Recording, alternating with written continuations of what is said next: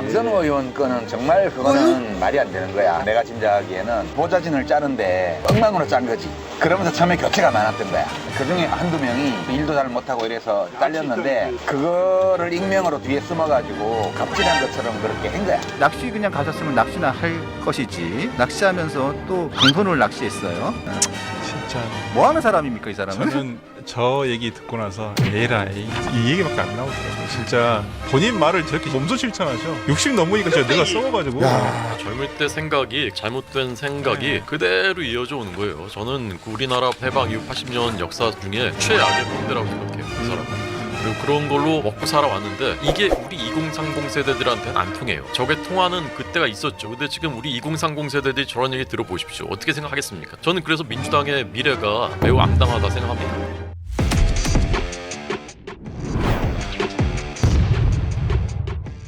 오늘 이 저기 뭐죠? 이거 특사 사면 가지고 얘기하다 보면 끝이 없겠는데 이거 이 얘기를 안 할 수 없어서 유시민 작가 얘기 잠깐 좀 할게요. 예, 잠깐 하시죠. 유시민 작가가 강선우 여가부 장관 후보자에서 낙마한 강선우 의원 얘기가 좀 수그러들까 했더니 또 다시 꺼내 들어가지고 강선우 의원 얘기가 다시 나오고 있는데 낚시 그냥 가셨으면 낚시나 할 것이지 낚시하면서 또 강선우를 낚시했어요. 한번 얘기를 한번 들어보시죠.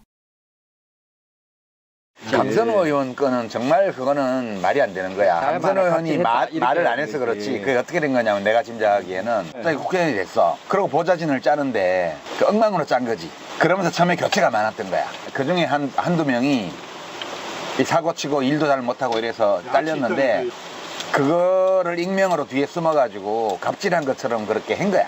지금 보좌진들이나 과거 보좌진 했던 사람들이 그렇지 않다고 인터뷰하면 기사를 안 실어줘.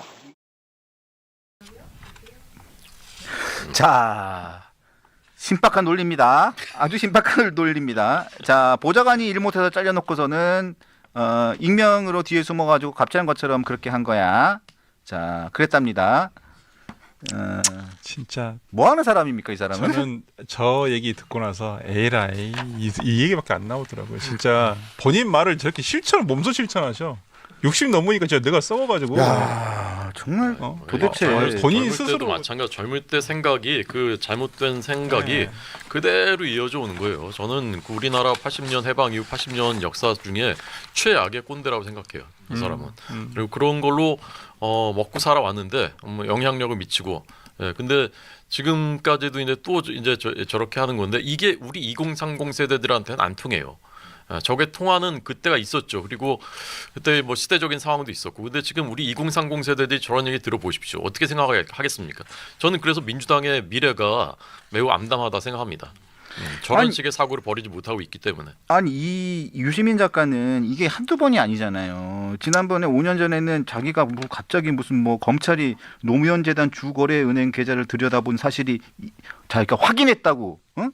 그리고 거기에는 한동훈 반부패 강력부장이 있었다고 그랬다가 지금 벌금 받았죠? 네. 벌금 받았죠? 확정이 됐죠. 확정됐죠? 그때는 막 사과 막 하다가 사과 안 받아준다 그러니까 사과 철회하고 막 그랬잖아요. 그러니까 참 개딸들의 저는 구루라고 생각하거든요. 이게 개딸들의 그 보편적인 생각이에요. 지금 유시민 씨가 얘기하는 게 개딸들의 진짜 강성 개딸들의 어떤 보편적인 생각이고 왜 강선우가 잘못했냐 보좌관들 그러니까 색출하려는 거잖아요. 지금 아니 그리고 뭐 초창기에 엉망으로 돼서 근데 그런 거 치고는 너무 잦았잖아요. 강선우 의원의 의원실 어떤 보좌진 교체 횟수라든지 이런 것들이. 그러니까 유시민 씨가 이 부분은 잘 진짜 사실관계도 정확하게 모르시면서 그냥 저렇게 두둔하는 말만 하는 것이 과연 맞냐. 그냥 강성 개딸들 들으면 그냥 기분 좋을 얘기만 하고 있다라는 생각밖에 들지 않고요. 오히려 진짜 그 갑질을 피해를 당했다고 하는 그 보좌진들에 대한 저는 명백한 2차 가해라고 봅니다. 2차 가해죠. 일을 잘한지 못한지 본인이 어떻게 합니까? 근데 좋아요. 일을 못해서 나갔는데 왜 강선우 의원실에서는 다른 의원실에 취직하려는 취업방해까지 했습니까? 그런 평판조에 대해서 얘기하면서 굳이 그렇게 할 필요까지는 없었잖아요. 저는 그 사건에서 가장 화나는 게 그 부분이에요. 어떤 부당한 지시를 해서 뭐 집에 변기 고쳐라, 뭐 쓰레기 버려라, 뭐 이것도 굉장히 화가 나는 부분이지만 진짜 제일 화가 났던 것은 아니 그렇게 나가서 같이 일을 못 하겠으니까 본인하고 스타일이 안 맞아서 나가니까 나가서 다른 의원실 가서 좀 일을 해보겠다고 하는 어찌 보면 그 보좌진한테는 생계였잖아요.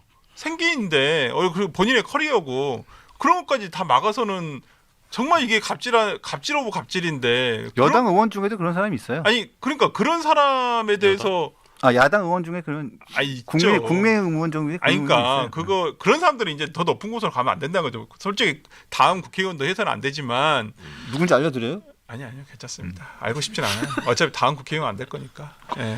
그럼 알려줘야지. 하여튼 뭐 저는 그러한 부분에 있어서 유시민 씨가 저런 식으로 얘기하는 건 아니다. 정말 뭐 강성 개딸들 들으면 기분 좋겠지만 정말 그 약자인 보좌진은 도대체 뭐가 되는 겁니까? 저는 저기 좀 그 후원금도 보내드리고 해가지고 저분이 활발하게 좀 사회 활동을 계속 하실 수 있게 저런 말씀 계속하고 유튜브 나와가지고 저런 말씀 계속 할 수 있게 유튜브로 좀 도와드리고 싶습니다. 것 같아요. 아니 그리고 전 또 이게 잊혀지지가 않아요. 2019년 9월 달인데 유시민 작가가 저는 그 당시에 제가 법조팀장이어가지고요. 법조 그 데스크를 할 때였는데 와.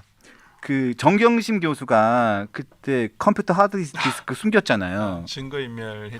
예, 그때 숨겼잖아요. 그래가지고 제가 그때 그 같이 숨겼던 그 모 증권사 네, 있었잖아요. 네, 그 친구랑 제가 통화를 해가지고 왜 숨겼냐고 제가 직접 통화를 했었거든요.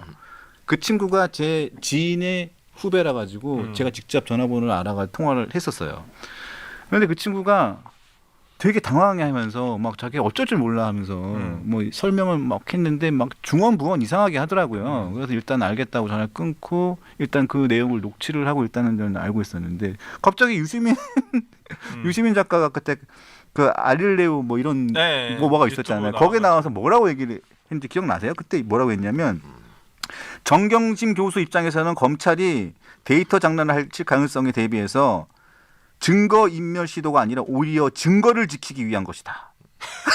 그래서 하드디스크를 잘 보관하기 위해서 증거를 인멸하는 게 아니고 오히려 증거를 잘 보관하기 위해 가지고 하드디스크를 잘 보관한 거래.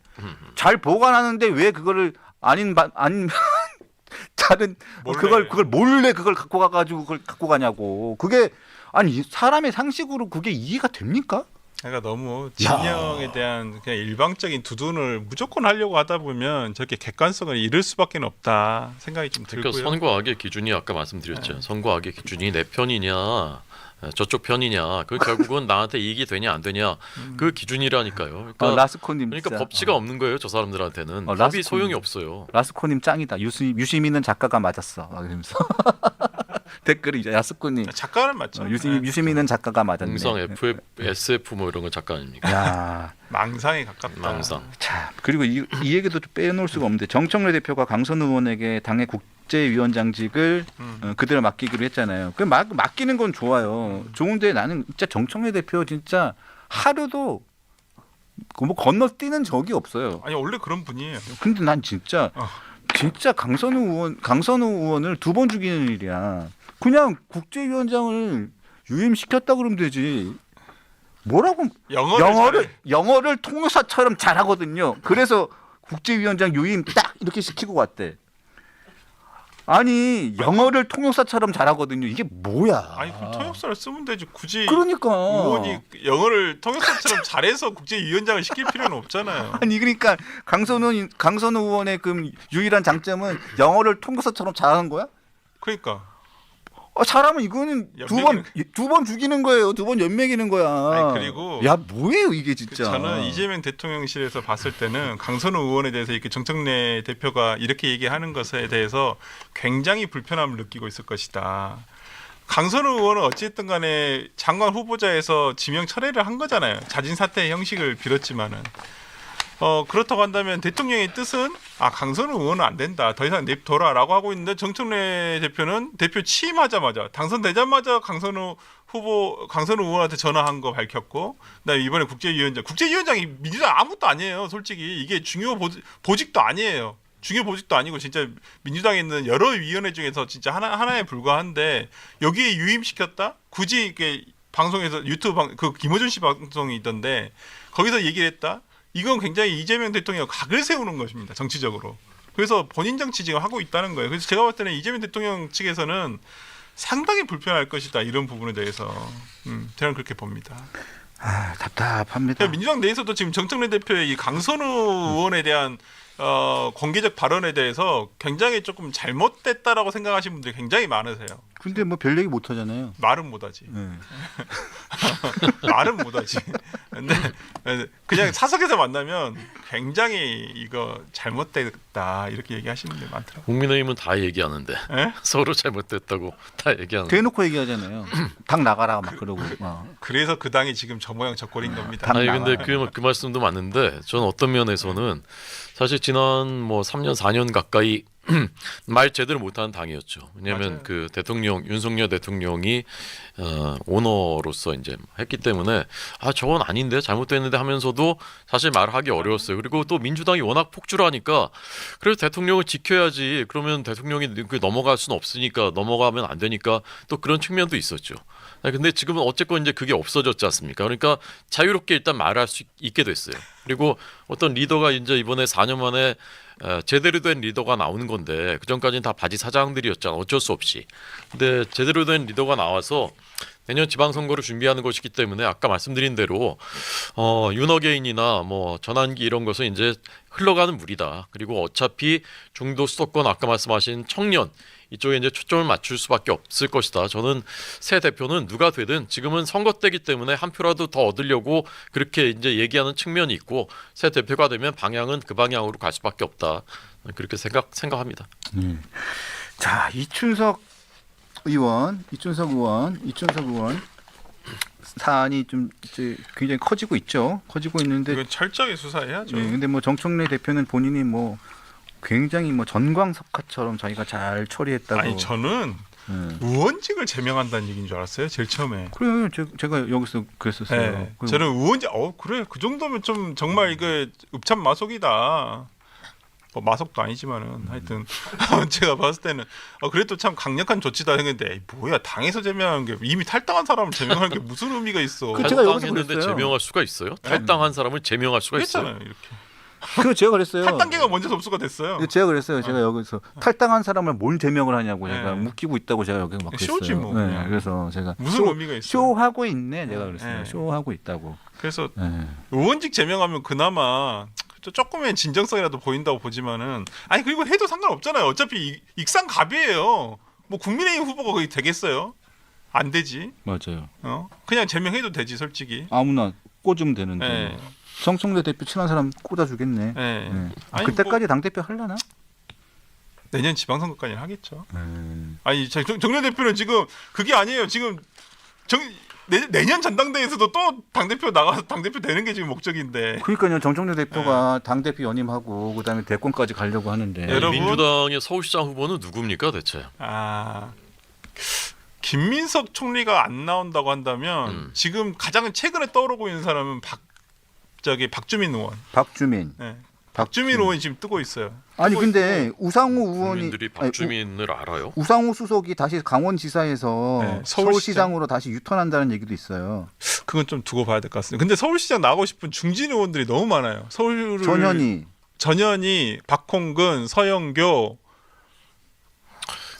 주옥 같죠? 그 정도 가지고는 안 될 것 같은데. 네? 그래서 우상호 수석이 서울시장 아니 본인들은 충분하다고 생각하는데 사선 의원들이. 오늘 조국 서울시장 출마설도 신문에 많이 나왔어요. 조국은 제가 볼 때 지자체장으로는 안 갈 것 같습니다. 그러면요. 국회의원 보궐선거로 갈 것 같습니다. 그래서 지금 떠오르는 곳이 인천 계양갑. 계양갑이죠.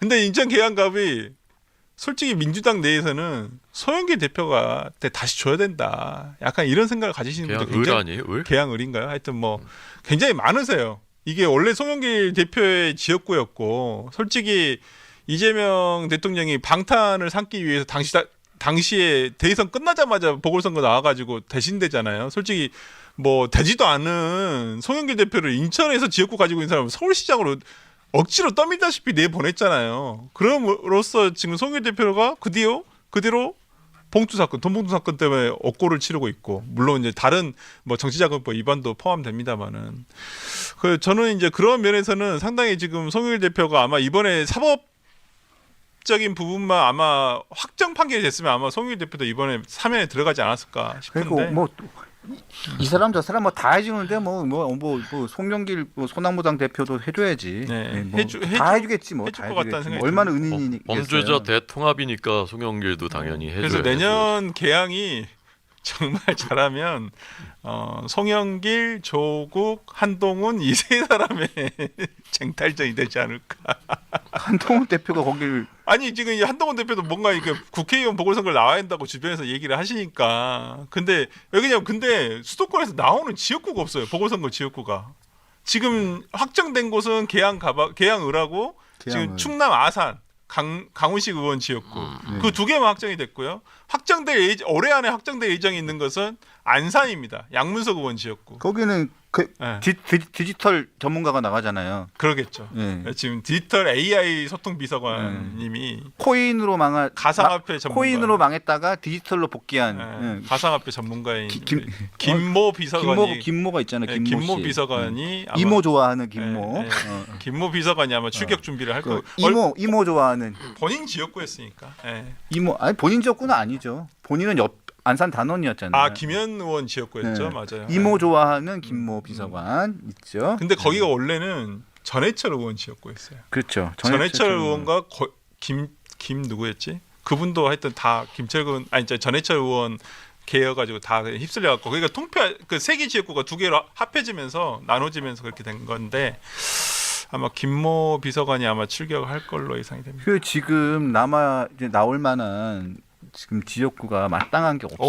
없어요. 수도권에 없어요. 수도권도 없고 다른 데도 없어요. 다른데 또 이제 그러니까 저기 광역 단체장으로 의원들이 나오는 지역 말고는 앞으로 나올 지역 말고는. 근데 국민의힘에서 수도권이 없잖아요.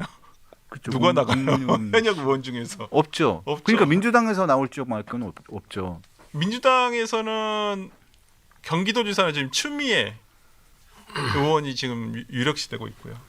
그럼 거기 비겠네요. 하남은 해볼 만하죠. 하남은 해볼 만하죠. 그죠. 네. 하남에 거기가 이창근 한동훈 지역이었고. 대표가 나가면 되겠네.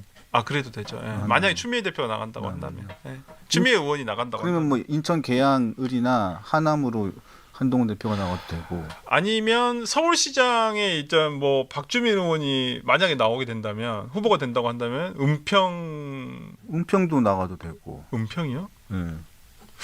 힘들 것 같은데 은평은 모르겠습니다. 이재호 의원이 과거에 된 적이 계시니까. 근데 지금 네. 꼭 될 때 찾아가지고 지금 갈 수 있는 상황이 아닙니다. 우리 국민의힘이 네. 뭐라도 지금. 개항보단 나을 것 같아요.